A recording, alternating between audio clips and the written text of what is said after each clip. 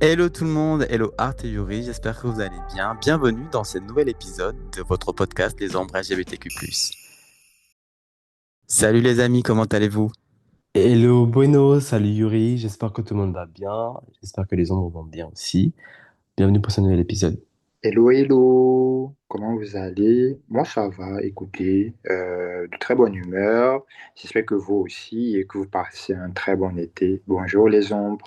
Hello, hello, bah écoutez, très content de vous avoir à nouveau.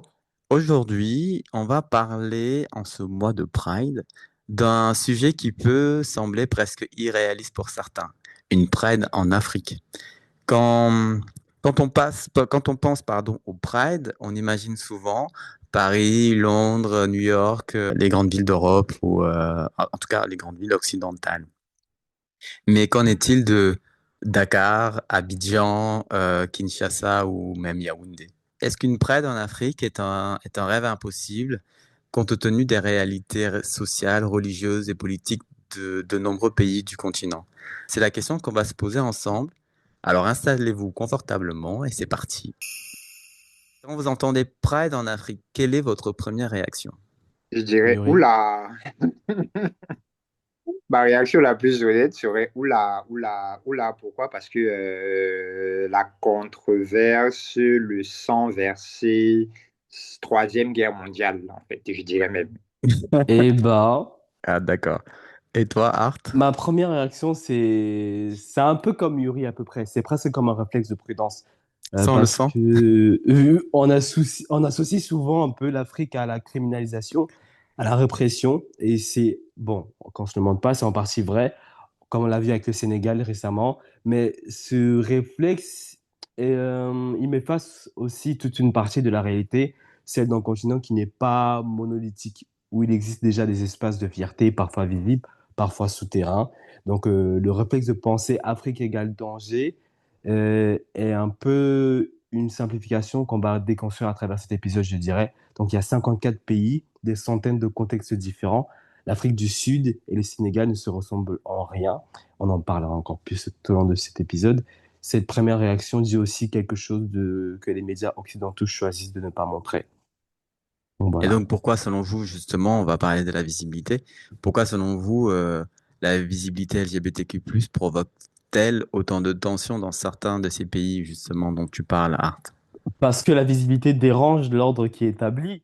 Tant que c'est invisible, ça reste gérable. Dès que ça devient visible, une marche, un drapeau, une déclaration publique même, ça oblige la société à se positionner. Et beaucoup de dirigeants, comme on le sait très bien, utilisent cette tension pour consolider un petit peu leur pouvoir en désignant un ennemi commun.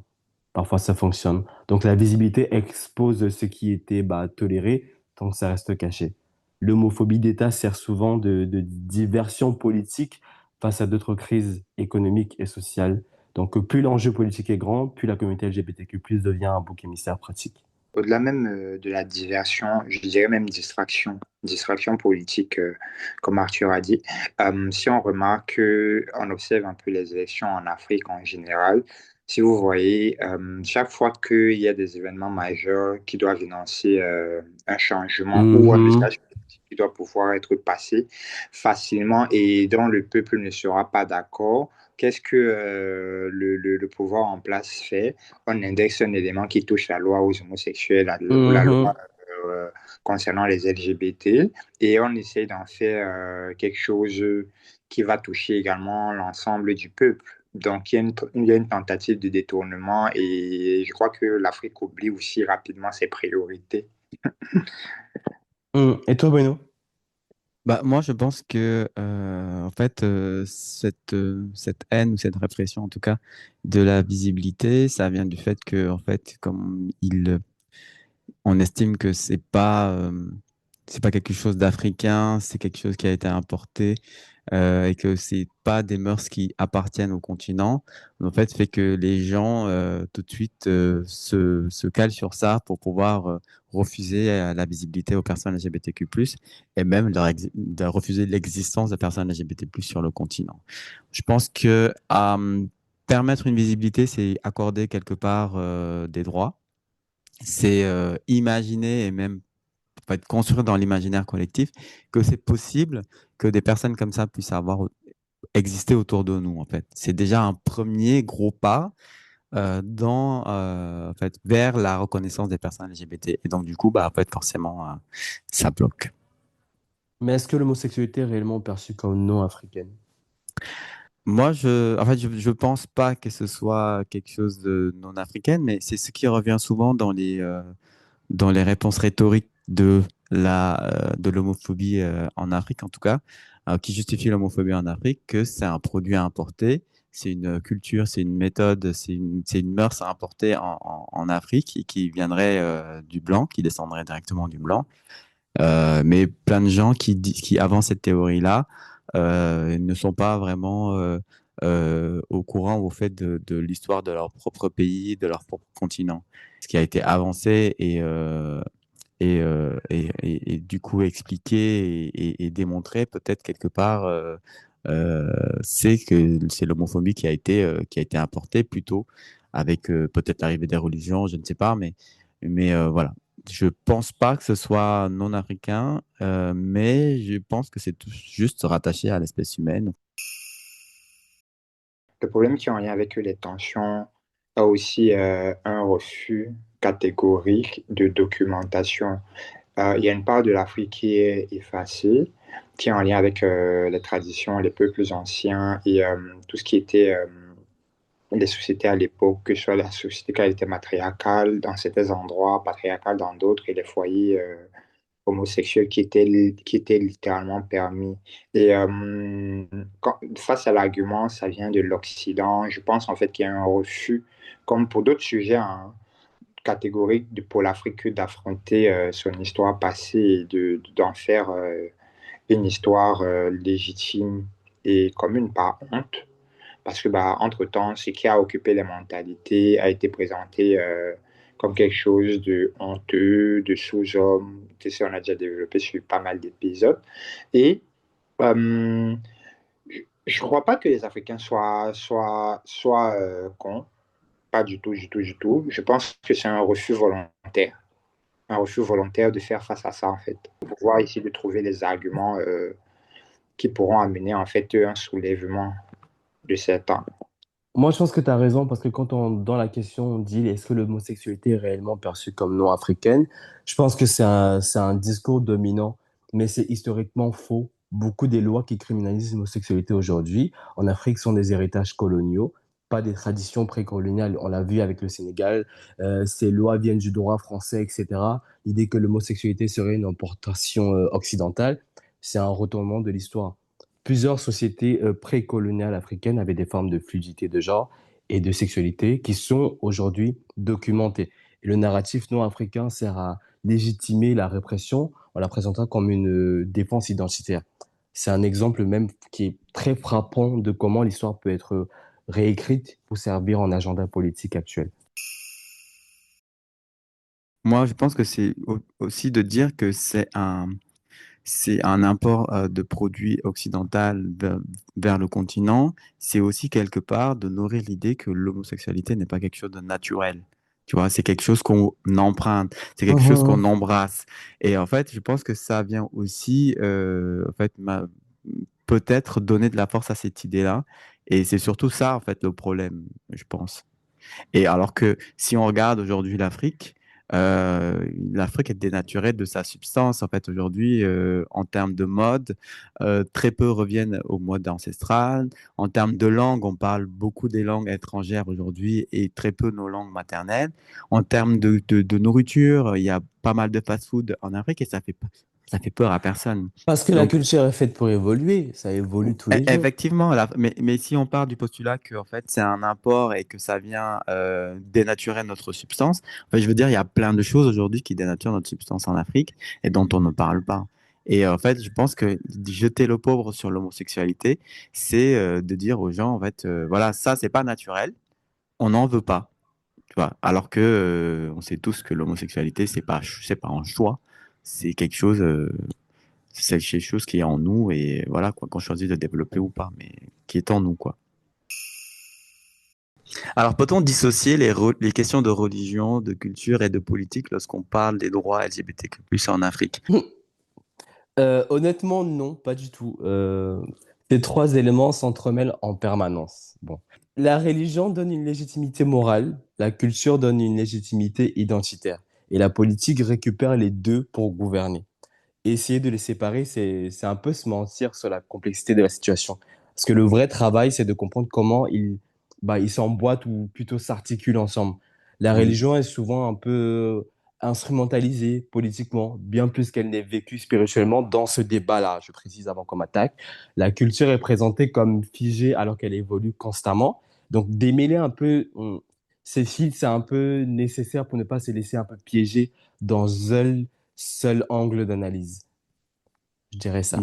J'ai rien à rajouter, moi. Yuri, tu veux rajouter un truc? Je voulais dire que j'étais totalement d'accord avec ce qu'il a dit. Et moi, ce que je voulais dire initialement, c'était effectivement que la culture et la religion sont des instruments aujourd'hui qui servent des desseins politiques des dirigeants africains qui ne veulent pas laisser le pouvoir.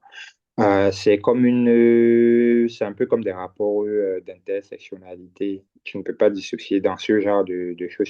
Tu ne peux vraiment pas dissocier les deux points, les trois points. L'un se met au service de l'autre et ensemble vont nourrir un objectif qui est celui de la politique.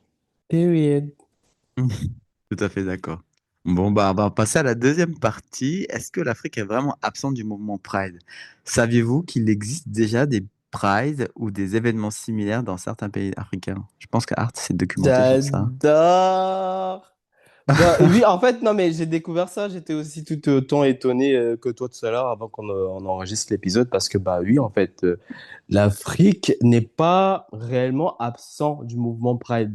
Parce que ce qu'on oublie trop souvent, c'est que il y a la CAP, donc Cape Town, qui organise sa Pride depuis des années et accueillera même la World Pride en 2028, donc qui est le plus grand événement LGBTQ+ au monde. Donc ce serait la première fois qu'une ville africaine reçoit cet événement. Donc ça casse complètement le narratif d'une Afrique uniformément hostile. Donc l'Afrique du Sud a inscrit la non-discrimination LGBTQ+ dans sa constitution dès 1994, donc bien avant beaucoup de pays occidentaux, donc praise to them.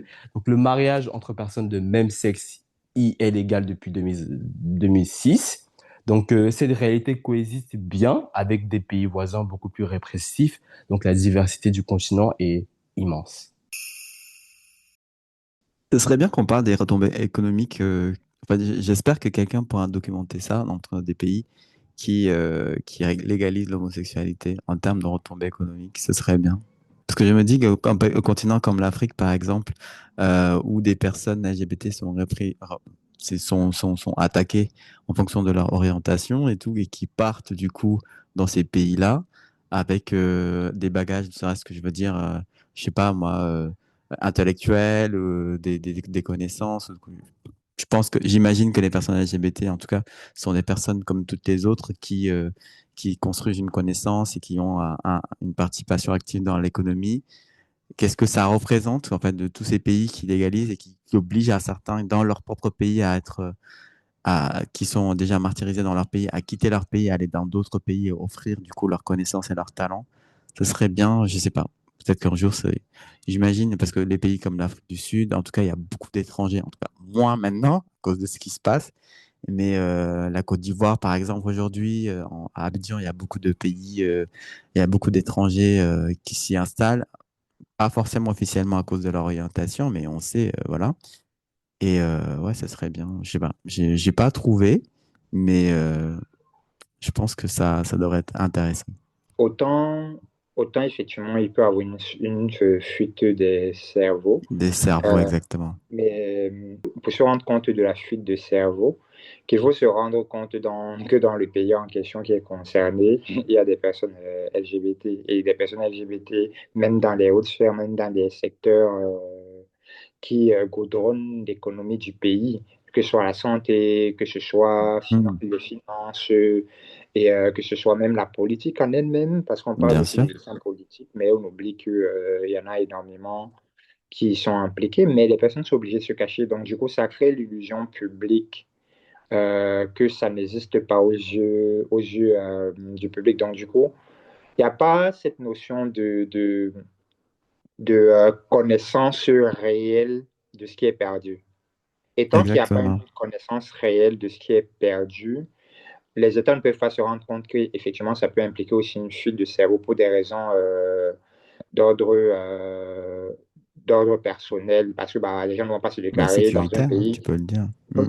dans un pays où tu vas sortir une loi de la pénalisation. Évidemment que les gens ne sont pas fous, ils ne vont pas se ils ne vont pas, ils vont pas brandir publiquement qu'ils sont en train de partir parce que il y a eu cette loi. Mais j'ai un ami qui passait dernièrement et on avait un peu ce débat-là.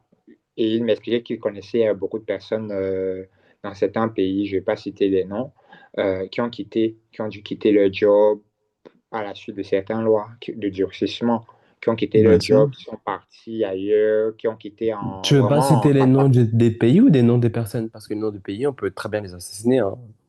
Oui, bon, après, pour des besoins de localisation, tu vois. Hum. Mais Mm. disons, par exemple, le Sénégal, avec les lois qui ont suivi dernièrement de durcissement, il y a beaucoup de personnes qui ont quitté le Sénégal. Bah, il y en a le nombre de personnes Il y en qui a ont beaucoup. demandé, de demandeurs d'asile là, qui a Ouais. augmenté. Je me rappelle plus du nombre, mais ça a vachement augmenté. Bah, on n'imagine pas, en fait, on se dit oui, ces gens-là quittent le pays où c'est trop bien, mais on n'imagine pas en fait que ces gens-là occupaient des postes peut-être clés dans d'une entreprise, dans une société Et ou contribuer au développement du pays. exactement, ou même étaient soutiens de famille, parce que on sait comment le système sénégalais marche, en fait africain en général, que souvent c'est des gens qui voilà qui occupent qui sont soutiens de famille, qui a personne, des personnes derrière eux en charge et tout. Donc oui, oui. Bah, en tout cas, moi, j'invite toutes les personnes qui le peuvent, en tout cas, à quitter les pays où ils sont pas le bienvenu, effectivement. Que peut-on apprendre de l'Afrique du Sud, des pays comme l'Afrique du Sud, du Botswana ou encore du Cap-Vert aujourd'hui? Pour le Cap-Vert, j'étais un peu étonné de la date, en tout cas de la date. Ça fait partie des premiers pays en Afrique après l'Afrique du Sud à avoir protéger les droits des personnes LGBTQ+. Moi, ce que ça me donne comme information, c'est que, encore une fois, bah, ça, on le sait déjà, que l'Afrique bien qu'étant un grand continent, 54 pays, et que dans certaines localités, on peut avoir les mêmes cultures ou les mêmes pensées, les mêmes courants de pensée en tout cas, du fait de la religion, du fait de la colonisation. Il y a certains pays avec des parcours différents qui, eux, et c'était ma question de tout à l'heure, surtout les pays lusophones, qui certains, eux, ont un autre regard sur l'homosexualité. Et ce serait bien de se poser la question, en fait, dans ces pays-là, ou d'y aller et de voir, de constater que ces pays-là ne sont pas pour autant dénaturés, qu'ils n'ont pas perdu leur identité pour autant, et que les personnes LGBTQ+, ils vivent de manière respectable et respectée. Donc, pour moi, c'est des miroirs, c'est des fenêtres, c'est des zones de curiosité un petit peu pour les personnes qui ont du mal à imaginer l'homosexualité dans leur pays. Voyagez un peu, allez voir ce qui se passe juste autour de vous. Le Cap-Vert est pas loin des pays ouest-africains. Allez voir des pays qui sont accessibles comme ça et allez faire votre propre expérience. Moi, je pense que le fait que la justice a explicitement qualifié les lois anti-homosexualité d'héritage colonial dépassé, ça montre que la déconstruction du discours anti-africain peut venir de l'intérieur, même des institutions. Le fait que ça soit pas une pression de l'extérieur pour dépénaliser ces lois-là et que ça vienne vraiment à l'intérieur même de ces pays, leur propre choix, leur propre décision, ben, je trouve ça bien, je trouve ça fort. Mm. Mais je remarque un pattern, hein. Ça concerne, si vous remarquez un peu si vous voyez un peu la liste des pays, ça concerne surtout les pays d'Afrique australe et Afrique de l'Est. Mhm. On ne voit pas l'Afrique centrale, l'Afrique de l'Ouest, on voit juste le Cap-Vert. Est-ce que vous pensez qu'il y a un lien, il y a un lien Ouais. Je veux pas bien, aller sur ce terrain-là. bien. Non, parce que j'aimerais bien faire les corrélations. Pourquoi il y a pas davantage de pays d'Afrique de l'Est, il n'y a pas Mais, davantage, il y a mais pas je de vais te pays, il y a vraiment répondre. pas de pays, zéro pays d'Afrique centrale, zéro pays d'Afrique du Nord. Regarde les Ouais. pays, la religion qui est en majorité dans ces pays-là, déjà. Moi, je fais un lien déjà avec les religions, tu vois. Et sans vouloir criminaliser personne, on regarde, c'est des pays où déjà, c'est pas des pays francophones, c'est pas des pays. En fait, quand on connaît un petit peu la méthode de colonisation francophone par rapport à la colonisation lusophone ou saxonne, ça se dit, c'est pas la même chose. Les Français, quand ils sont arrivés, ils ont voulu tout casser et dire, bah, vous, ce que vous faites, c'est de la merde. Et voici les vrais. Eux, ils étaient engagés ils étaient motivés par une mission de civilisation. Donc, ils ont tout dit, ce que vous faites, c'est pas bien. Et voici ce qui est bien, ce que nous, on fait chez nous. Alors que dans d'autres pays, il y a quand même la conservation d'une identité qui était là. Il y a une conservation des cultures, des mœurs qui étaient déjà là. Les religions commençaient petit à petit, elles ont été installées petit à petit, mais par exemple, voilà, on n'a pas vraiment l'avancée de l'islam tout de suite. Dans ces pays-là, il y a beaucoup de religions catholiques ou en tout cas chrétiennes, animistes. Donc en fait, la présence culturelle est plus présente, en tout cas, elle est plus marquante dans ces pays-là qu'en Afrique de l'Ouest. Moi, c'est ce que j'ai remarqué en tout cas. Et du coup, ça fait que bah, on est plus ouvert à l'acceptation, en tout cas à légiférer sur les droits LGBTQ+, que dans les pays West-Af. C'est que mon avis. Après, je peux me tromper, hein, mais moi, c'est mon constat. Alors, je le partage. Si vous avez un avis différent, je veux bien l'entendre. Mais Yuri, quand je posais la question, tu pensais à quoi? Je dirais que il y a déjà une corrélation culturelle, effectivement, un ancrage culturel qui est beaucoup plus axé, qui était plus difficile à effacer.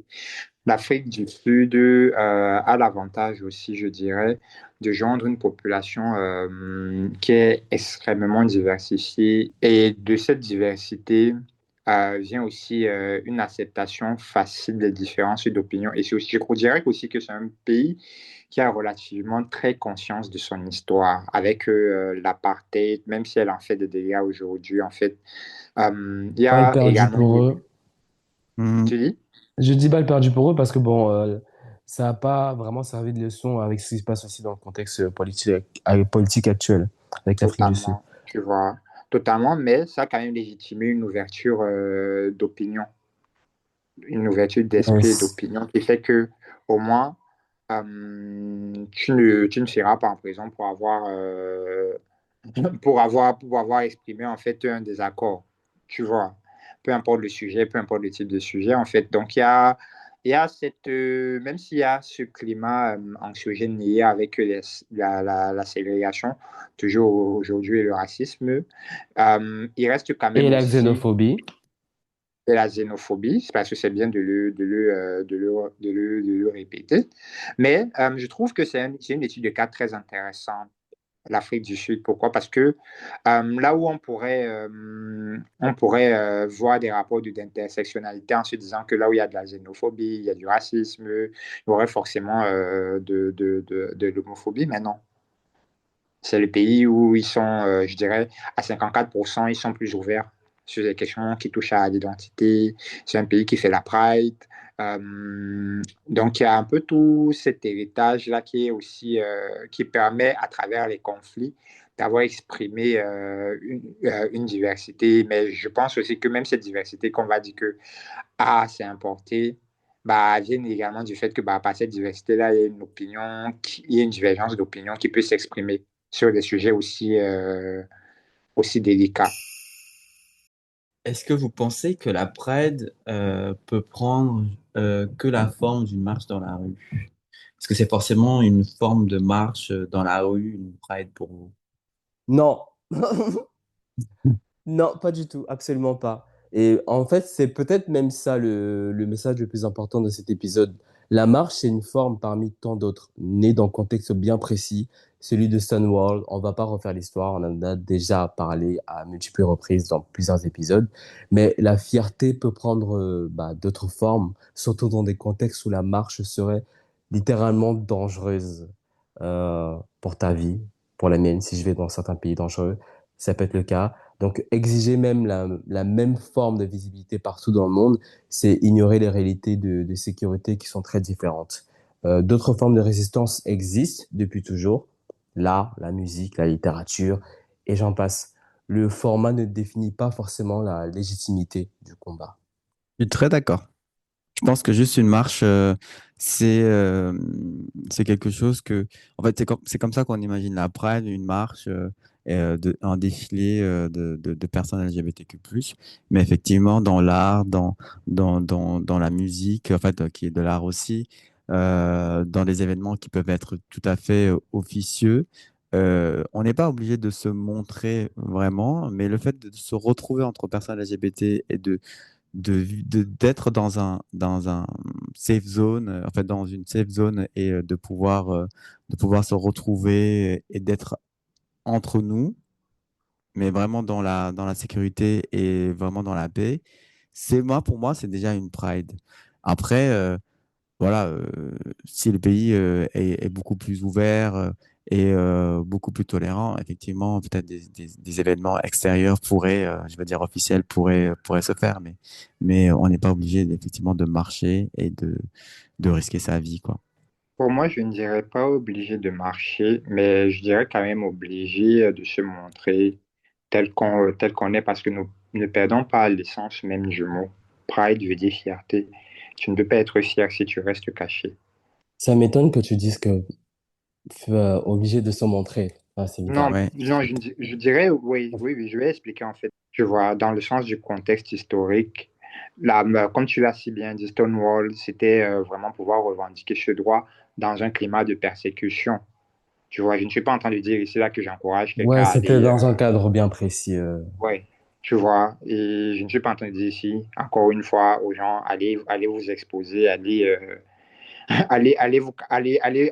chercher les problèmes, tout ça, très loin de là. Restez chez vous, parce que je pense aussi que, il faut savoir se protéger. Les contextes sont différents, mais s'il faut revenir sur l'essence du mot, Stonewall, c'était dans un climat de persécution, comme ce qu'on a aujourd'hui dans différents pays. Vous voyez. Et la fierté venait du fait justement d'exprimer le fait que c'est pas parce que vous nous oppressez qu'on doit se cacher.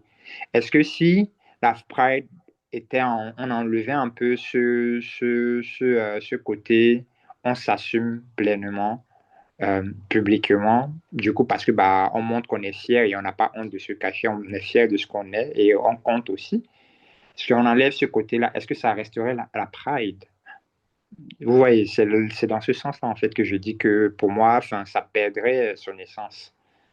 Moi, je pense qu'il faut Maintenant, l'adapter à chaque réalité de pays, en fait. exactement. Parce Ouais. que aujourd'hui, une Pride cachée au Sénégal, c'est-à-dire une rencontre le jour d'une Pride, je sais pas moi, dans une maison avec que des personnes LGBT, pour moi, c'est une Pride parce qu'aujourd'hui, vu le contexte au Sénégal, où juste avoir des conversations téléphoniques, je veux dire des messages qui peuvent être perçus comme LGBT peut t'envoyer en prison.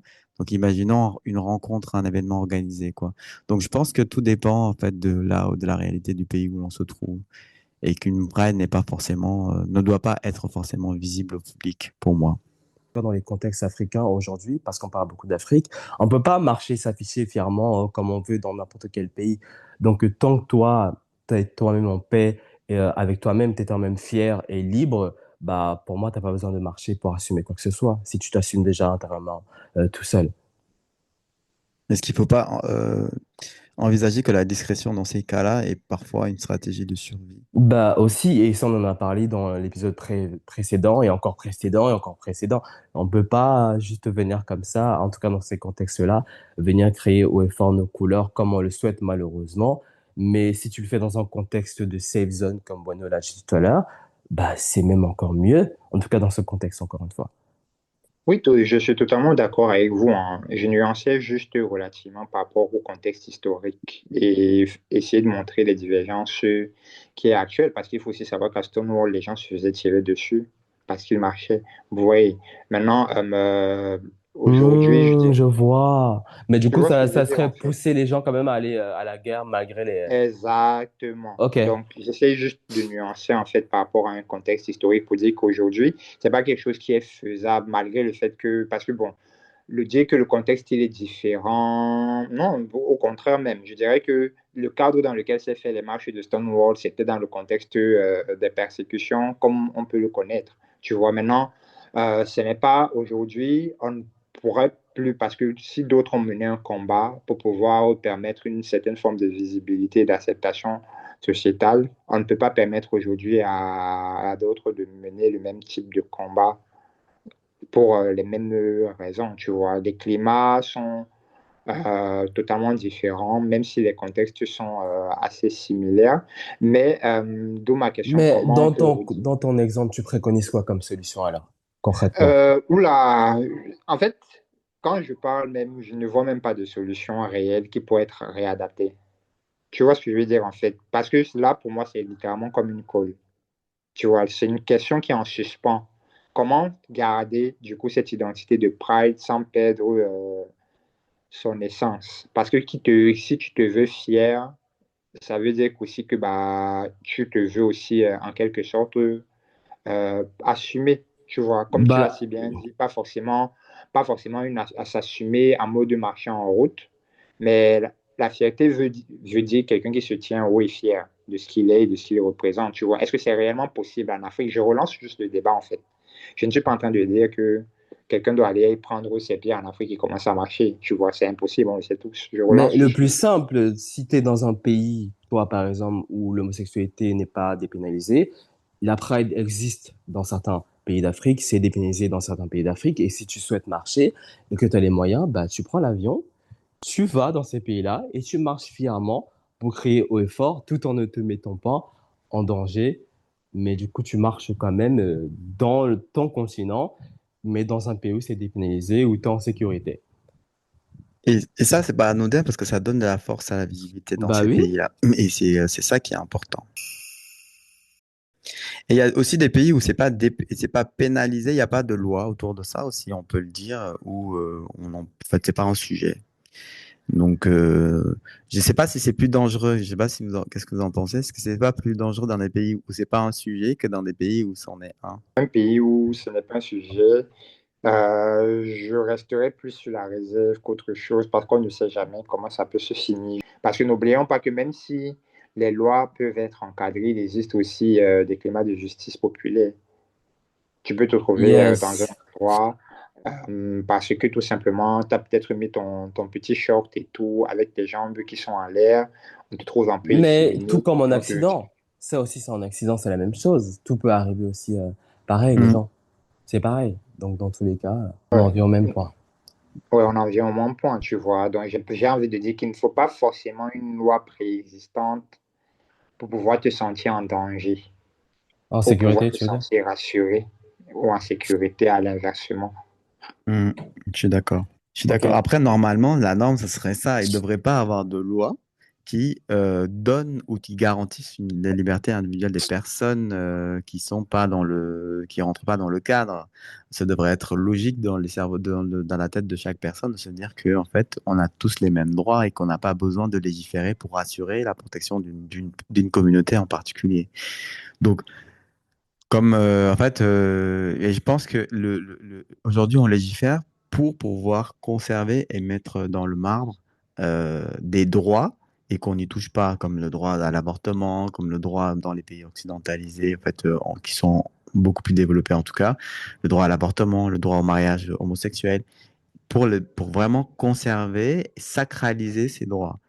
Et dans un pays où c'est pas fait, c'est vrai que on s'attend à ce qu'un jour, soit ça soit fait, soit ça soit interdit, quoi. Du coup, ils se sont juste pas positionnés sur la question et c'est ça, c'est pas plus rassurant pour les personnes LGBTQ+, qui vivent dans ces pays.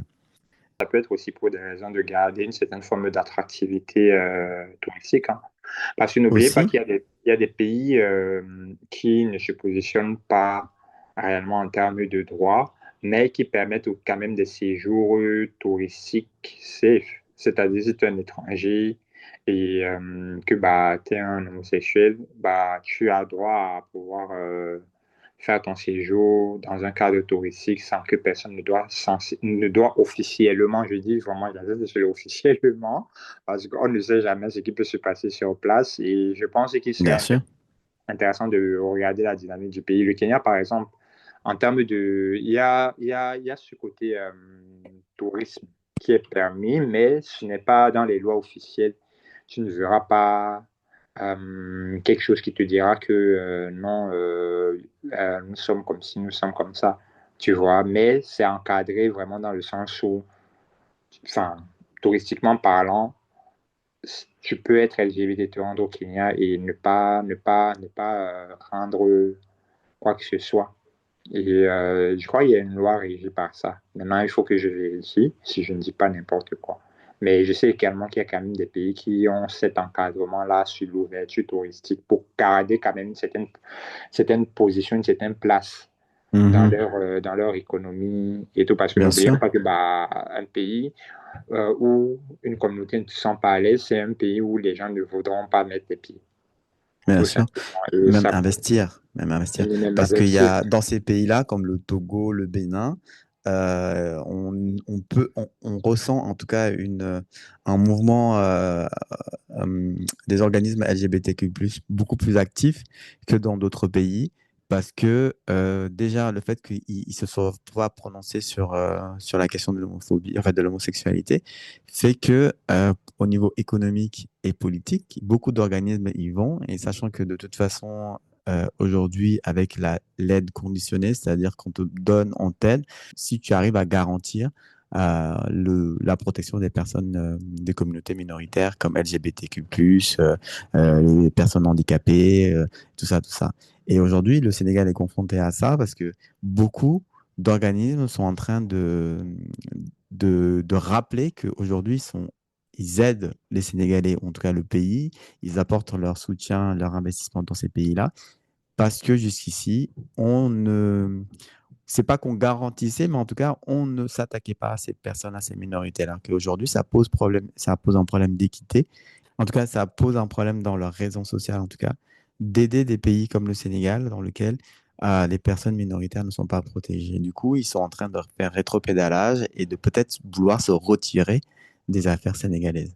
Donc, je pense que le fait de ne pas pouvoir se prononcer sur des questions, c'est quand même aussi une tactique, une stratégie politique et économique qui permet de faire venir les associations, de faire profiter à sa population de plus d'aide venant de l'étranger aussi.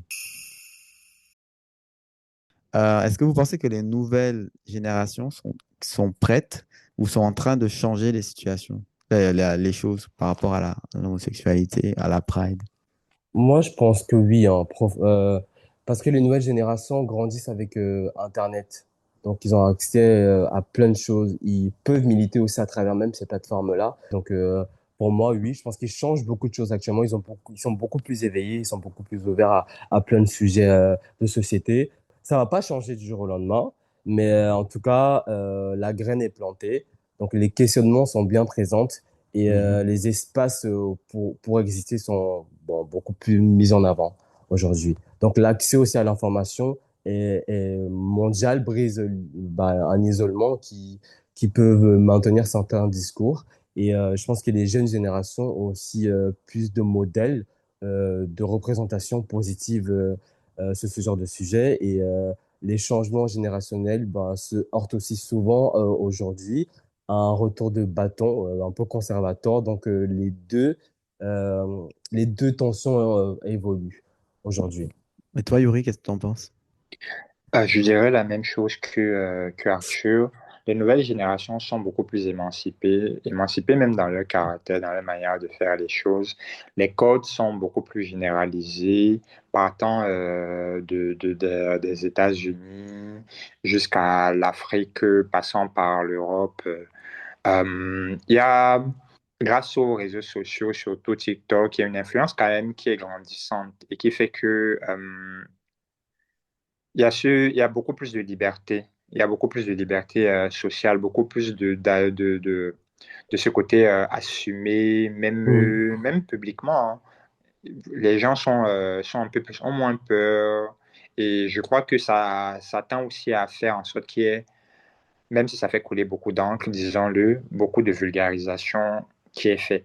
Vous voyez, même si quelqu'un en soi, il va voir, il va critiquer, mais rien que le fait d'être exposé au quotidien à une, deux, trois, quatre, cinq personnes comme ça, Ouais, qu'il le veuille ou non, sa conscience s'habitue. Et un jour, il va s'arrêter de parler. Vous voyez, il va juste te dire, ouais, voyez. Et je trouve que ça fait quand même beaucoup bien. Ça fait Mm. beaucoup bien parce qu'à ouais. travers les nouvelles générations, il y a cet éveil de conscience qui, comme je l'ai dit tantôt, bon, il peut avoir un retour de bâton, mais toujours est-il que il y a cet éveil de conscience qui fait que beaucoup de personnes ont de plus en plus conscience qu'il y a plus de personnes LGBT qui existent que ce qu'ils pouvaient se dire ou ce qu'ils pouvaient se rendre compte. Et je dirais aussi que l'avantage également des nouvelles générations fait que il y a un peu moins ce côté disons, j'ai pas envie de dire vagabond, mais barbare, autant pour moi. C'est-à-dire, au sein des nouvelles générations, je ne parle pas des générations en dessous, il y aura moins d'agressions physiques. Pourquoi? Parce que les peuples sont beaucoup plus éduqués, ils sont beaucoup plus sensibles aussi à un certain type de violence et notamment aussi à ce type de violence physique. Là, je ne suis pas en train de dire que c'est effacé ou ça n'existe pas, ça existe toujours.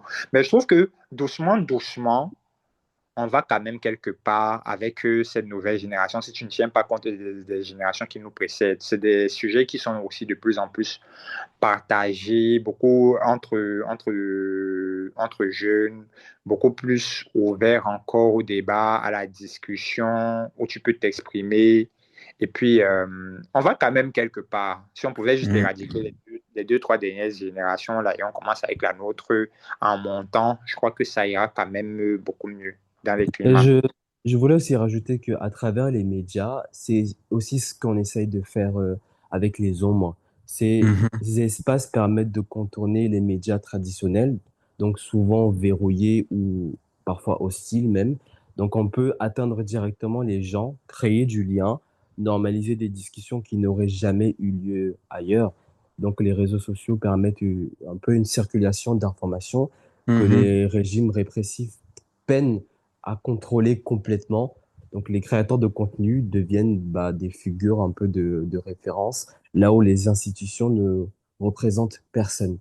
Donc, le risque est bien réel. La visibilité numérique peut aussi exposer la répression aujourd'hui.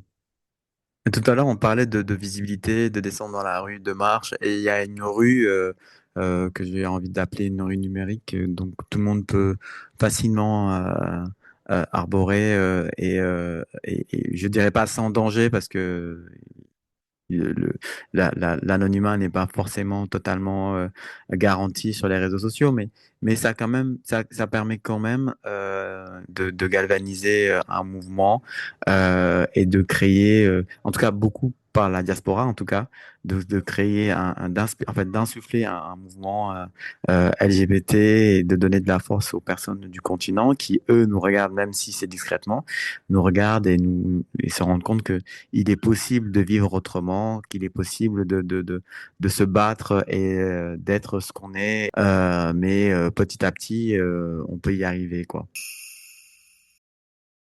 Tout à l'heure, on parlait de la rue comme espace d'expression pour la Pride, et que dans les pays qui n'arrivaient pas à garantir la sécurité des personnes LGBT, que c'était un peu problématique. Je pense que le meilleur espace, et même si il ne garantit pas l'anonymat des personnes, donc du coup la protection totale, c'est les réseaux sociaux. Je pense que la diaspora aussi travaille beaucoup dans, dans la création d'une Pride, pas forcément comme celle qu'on connaît aujourd'hui, mais une Pride à l'africaine, à travers des podcasts. Je disais que notre podcast était une Pride, à travers des livres. On a beaucoup d'écrivains qui écrivent justement sur la cause LGBT en Afrique, des récits d'histoire, des personnes qui ont vécu et qui ont vécu des expériences dures, qui nous est aujourd'hui partagé par ces mêmes personnes-là.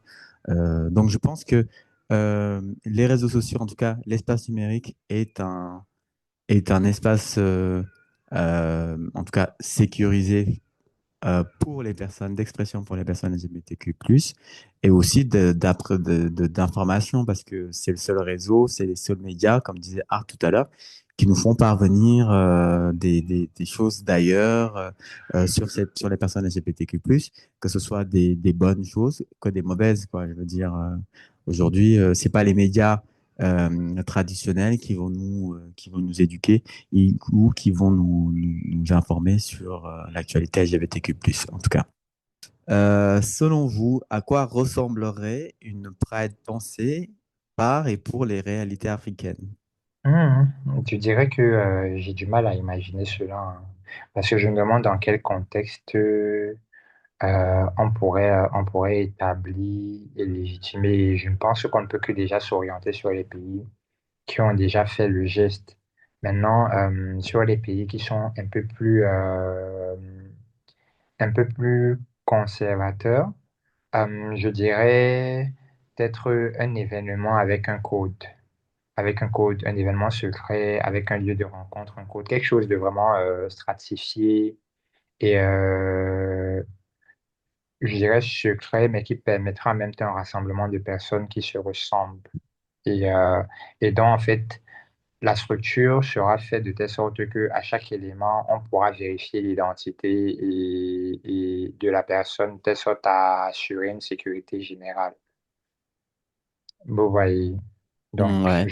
moi, je verrais un peu comme, disons, un bal masqué, I guess. Bal masqué à l'intérieur, Ok. dans une zone, dans un lieu où... ça peut être chic en vrai, hein. Peut-être, disons, un événement, un bal masqué ou une fête qui aura lieu une fois par an et dont la date ne sera pas, évidemment, maintenue les mêmes jours et dont le comité d'organisation euh, dira ou bien proviendra à travers peut-être un modèle serait comme illustrer la venue dans une semaine à peu près de la date limite. Vous voyez, un truc comme ça Hmm, vraiment, qui peut assurer à hmm. la fois une protection et permettre aux gens de se réunir Moi, tranquillement. j'aurais trop peur qu'il y ait des infiltrés, moi. Ah oui? Je sais pas ce que t'en penses, toi, Art. Est-ce que ce serait quelque chose, toi, que tu envisages ou que tu... Moi, je me sens pas forcément en sécurité dans des endroits comme ça, ou je sais pas où je vais d'abord. Je pense qu'avec tous les éléments qu'on a pu apporter dans cet épisode, on peut Mhm, facilement un peu se projeter ou structurer un peu notre Pride idéal en Afrique. Donc, je pense qu'elle ressemblerait pas forcément à une copie de la Pride occidentale. Je pense qu'elle intégrerait peut-être plus sûrement de la prudence, plus de formes communautaires et culturelles aussi, avec de la musique, de l'art, etc., plutôt qu'une marche plutôt frontale. Et je pense qu'elle serait pensée plutôt d'abord pour la sécurité et après la visibilité. Et c'est pas mhm, forcément dérangeant. La Pride n'a pas, enfin, en tout cas la Pride africaine n'a pas besoin de reproduire le modèle occidental pour que ce soit légitime. Je pense que l'objectif final reste le même. D'abord la dignité, la liberté, mais le chemin peut être radicalement différent. ok. Moi, la Pride, je vais la voir un peu comme la Coupe du Monde. Il y a un pays qui organise, et souvent c'est les pays qui ont les moyens. Et ça crée un point de rencontre pour tous les autres pays du monde à venir célébrer, jouer ensemble. Pourquoi pas ça, un pèlerinage dans un pays où l'homosexualité est autorisée, n'est pas réprimandée, n'est pas répréhensible. Et en fait, tous les pays du monde viendraient, en fait, d'Afrique, du coup, viendraient se donner rendez-vous dans ce pays et fêter dignement la Pride. Ça peut donner l'impression de on nous dira oui, mais les personnes qui ne peuvent pas, qu'est-ce qu'elles font? Oui, ça donne un peu l'impression d'avoir enfin, de sélectionner que les personnes privilégiées, effectivement. Mais je pense que même les personnes qui n'ont pas les moyens, l'idée de savoir que quelque part dans le continent, il se passe un événement mondial annuel pour la cause des personnes LGBT, c'est déjà une victoire. Et même s'ils peuvent pas y participer, c'est comme la Coupe du Monde encore une fois, on la regarde à la télé et on a l'impression d'y être. Et je pense que voilà, c'est les personnes qui peuvent pas venir pour les suivre sur les réseaux pour pouvoir justement suivre cet événement et ne pas en rater une miette. Moi, c'est comme ça que je vois la Pride, comme en pèlerinage dans un pays autorisé et tout le monde ferait le voyage, le déplacement pour venir fêter fièrement l'homosexualité, quoi. Yes, nous sommes à la fin de cet épisode. J'espère qu'il vous a plu. J'espère qu'on vous a rapporté des informations, des éléments qui ont peut-être pu vous convaincre et vous aussi vous informer sur l'actualité LGBTQ+, pardon, en Afrique. Moi, ce que j'aimerais dire pour clôture, c'est est-ce que la vraie question n'était pas de savoir quand aura lieu la première Pride dans tel ou tel pays, mais plutôt de se demander combien de personnes LGBTQ+, africaines résistent déjà, créent déjà des espaces, vivent déjà leur vérité malgré les obstacles. Et une Pride, ce n'est pas seulement une marche, c'est aussi la possibilité d'exister dans une safe zone, dans une safe place. Merci de nous avoir écoutés. Et comme toujours, prenez soin de vous et des vôtres. À très bientôt pour un nouvel épisode des Ombres. Merci mes amis Artillery et à la prochaine. À bientôt, bisous. Bisous les amis, à bientôt. Bisous, bye.